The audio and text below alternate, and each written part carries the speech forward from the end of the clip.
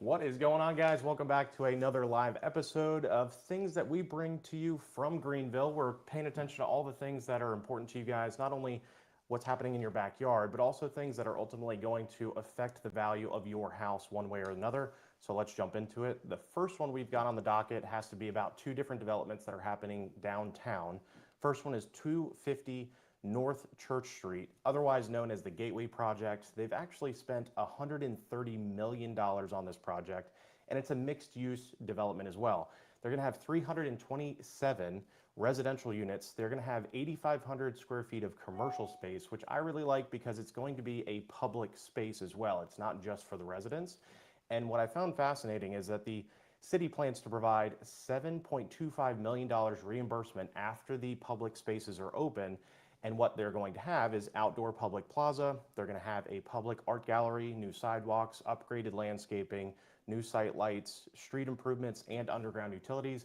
So for that, the city is kicking in that $7.25 million. So look out for that one. The next one is going to be a development that is also downtown Greenville. It's actually on the west end of Greenville. So this one is Markley and Main, and they broke ground in Greenville on the west end in June. It's going to be a 6-story development. The things that they're going to have here, because I don't have pricing, I don't know what the upfit is going to look like, so we can bring you that later on. But they are going to have 277 residential units, more than 25 EV charging stations, which this is the first time I've heard a developer think about the EV and the movement that that is for Greenville as well, and integrating that into their project. So for that, that's awesome. However, the next thing is super cool. And if any of you that watch this move in here, you need to invite me because they're going to have a lounge with a golf simulator in it. They have a rooftop bar lounge, indoor-outdoor space, pool and fitness center.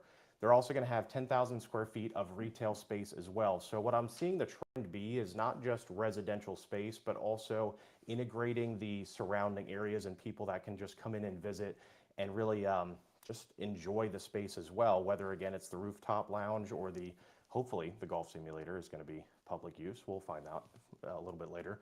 They invested around $100 million for this, and move-ins are expected to begin in the summer of 2027. So they got a little bit of runway on that one till they can have some move-ins. So the next story here that we're going to get into is the South Carolina Research Authority, and it's a public nonprofit corporation. So they're funding grants. They did in November 4th. They awarded $75,000 in grants to Atticus Pharma of Greenville and X-Ion Energy of Clemson University. And it says here that Atticus Pharma has received $50,000 academic match grant, and what they focus on is unlocking the value of, and I had to look this up by the way, xylose Z-pods. For those of you in the medical field, you probably heard that word a bunch. I had not heard it for the first time today.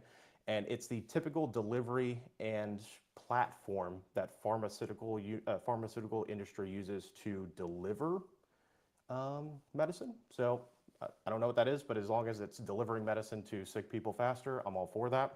And then the second one is X-Ion Energy, and again with Clemson, they received $25,000 academic startup grant, and what their focus is on developing and advancing fuel cells technologies to the traditional battery. And now, I'm 36, I don't know what era you grew up in, but batteries in my day lasted maybe 2 days, maybe because I was using the toy too much, but my kids' batteries are lasting a lot longer. Anything that's going to allow me not to buy more batteries, I'm all for that as well.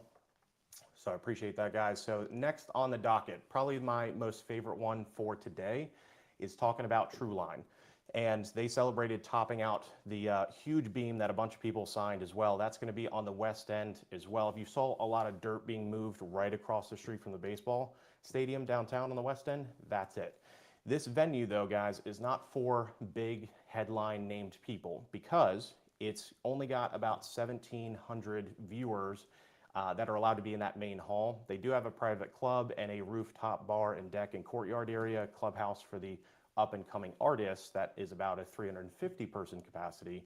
So it's more of an intimate, I would call it kind of like a Tennessee type of feel as far as how intimate it's going to at least seem to me. But it's for up-and-coming artists, and it's expected to open it says here late summer 2026. So that's right around the corner. They do have some big steel beams up. It's getting its shape, so it's no longer just pushing around some dirt.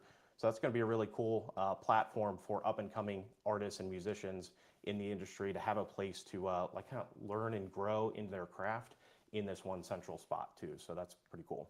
And last but not least, guys, did want to let you know that Miracle Hill has moved to Wade Hampton. That's a thrift store, if you don't know what that is, and they sell gently used home goods and clothes and accessories.